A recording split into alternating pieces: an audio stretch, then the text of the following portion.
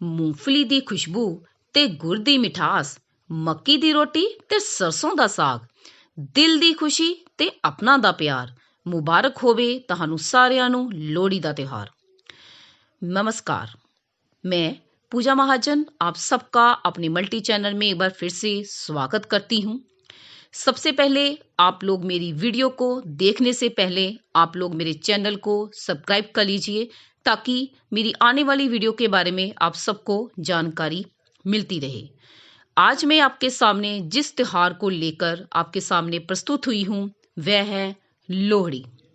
जैसा कि आप सब जानते हैं, लोहड़ी का त्योहार वर्ष का पहला त्योहार होता है और ये ज़्यादातर 13 जनवरी को ही मनाया जाता है। पंजाब में लोहड़ी बड़ी ही धूमधाम से मनाई जाती है। ये अमेरिका, कनाडा और इंग्लैंड में रह रहे देशवासी भी इसे बड़ी ही धूमधाम से मनाते हैं।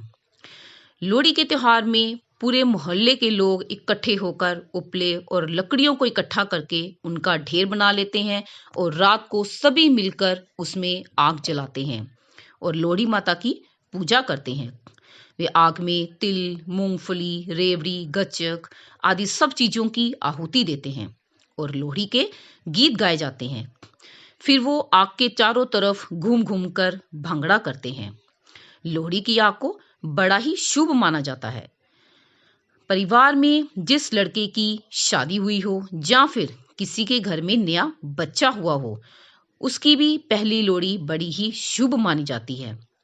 इस दिन नए बच्चे को, जो बच्चा पैदा हुआ होता है, उस पर मूंगफली, खिलौने, चॉकलेट आदि चीज़ों का हार बनाकर उसे पहनाया जाता है, जो कि इसमें वह बड़ा ही प्यारा लगता है। और सब ये त्योहार लोहड़ी की रात उनके सुखी जीवन और अच्छे भविष्य की, उसके भविष्य की कामना की जाती है। ये त्योहार एकता का प्रतीक है, जश्न का प्रतीक है। अब मैं आपके सामने अपने डीएवी हाई स्कूल में मनाए गए लोहड़ी के त्योहार की कुछ झलकियां पेश करना चाहती हूँ। हमारा लोहड़ी का त्योहार हमारे स्कूल के प्रिंसिपल परवीन मलिक जी की अगुवाई में मनाया गया। उन्होंने इसकी शुरुआत रोड़ी, मूंगफली, गच्चक, चिड़वे आदि चीज़ों की आग में आहुति देकर की। हमारे सभी अध्यापकों के द्वारा इस त्योहार को बड़े ही उत्सुकता पूर्वक भांगड़ा, गिद्दा, गीत गाकर किया गया। ये थी कुछ झलकियां हमारे स्कूल की। अब मैं आपके सामने बताना चाहती हूँ आपको कि इस त्योहार की शुरुआत कैसे हुई, इस त्योहार को कैसे इसकी आरंभता की गई। सबसे पहले मैं आपको इससे जो इसकी मान्यता है उसके आधार पर आपको बताना चाहती हूँ कि इसकी शुरुआत इसे क्यों मनाया जाता है, लोहड़ी के त्योहार को क्यों मनाया जाता है।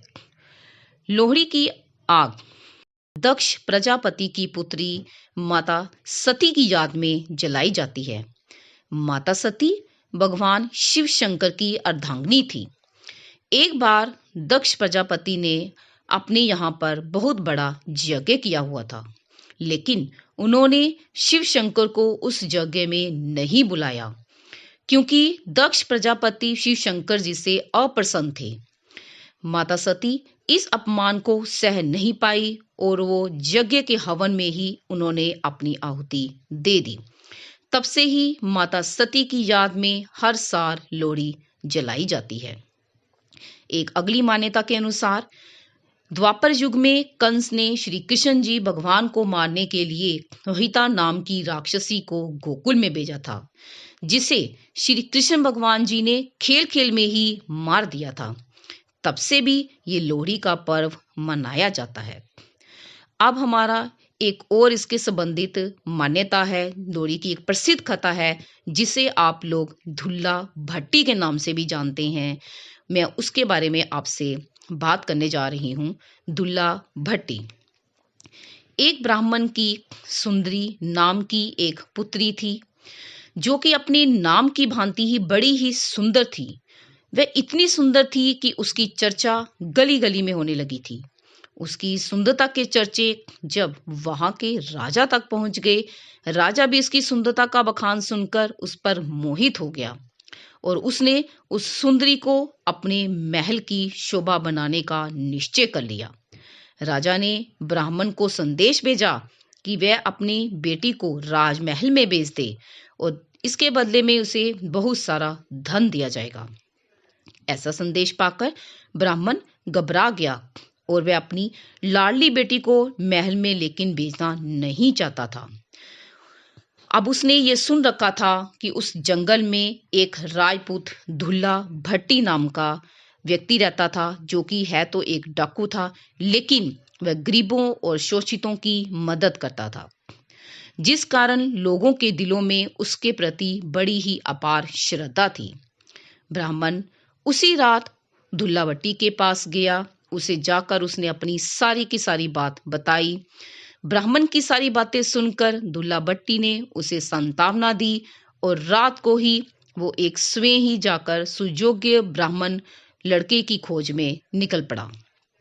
सुयोग्य लड़का मिलते ही उसने ब्राह्मण की बेटी को अपनी बेटी मानकर जंगल में ही जाकर अग्नि को जलाकर उस कन्या का हाथ उस ब्राह्मण के हाथ में दे दिया। उस समय दुल्ला भट्टी के पास सुंदरी को देने के लिए कुछ नहीं था और उसने तिल और शक्कर देकर ब्राह्मण लड़के को थमा दिया। राजा को जब इस बात की सूचना मिली तो वह आग बबूला हो गया और उसने अपने सैनिकों को दुल्ला भट्टी को खत्म करने का आदेश दे दिया। सेना दुल्ला भट्टी को ठिकाने की तरफ चल रवाना हो गई, लेकिन दुल्ला भट्टी और उसके साथियों ने पूरी ताकत लगाकर उसकी सेना को हरा दिया। राजा की ऐसी हार देखकर लोगों ने जगह जगह अलाग जगाए और दुल्ला भट्टी की प्रशंसा में गीत गाकर भांगड़ा किया।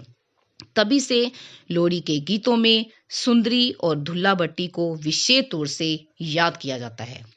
जैसा कि आप सब लोगों ने ये वाला गाना तो सुना ही है, जो आपके सभी लोरी के त्योहार में मनाया जाता है, गाया जाता है और इसको बड़े ही चौक के साथ गली मोहल्लों में लोग अपने अपने गाते हैं।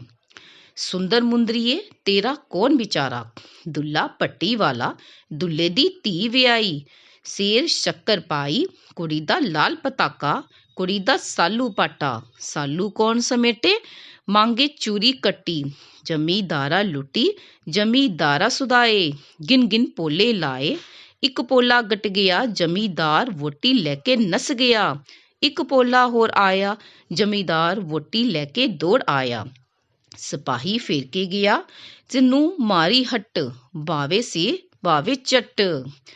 तो इस तरह ये वाला त्योहार जो है जो मनाया जाता है। सानू दे लोड़ी तेरी जीवे जोड़ी, सानू दे दाने तेरे जीवन न्याने। तो इस तरह हमारा लोहड़ी का त्योहार बड़ी ही धूमधाम से मनाया जाता है। इस दिन बच्चे सारा दिन अपने घरों में अपने छतों में जाकर पतंगे उड़ाते हैं और सारा अपना दिन जो है अपना मनोरंजन करते हैं। तो ये थी हमारी लोहड़ी से संबंधित कथा। आशा करती हूँ कि आप सबको मेरी कथा समझ में आई होगी। इसे आप ज़्यादा से ज़्यादा सभी लोग शेयर कीजिएगा, ताकि सभी लोग जो हैं, सभी बच्चे जो हैं, हमारी इन कथाओं के बारे में जान सकें, हमारे इतिहास के बारे में जान सकें, जिससे वो अपने अपने बच्चों को भी आगे इनके बारे में बता सकें। धन्यवाद।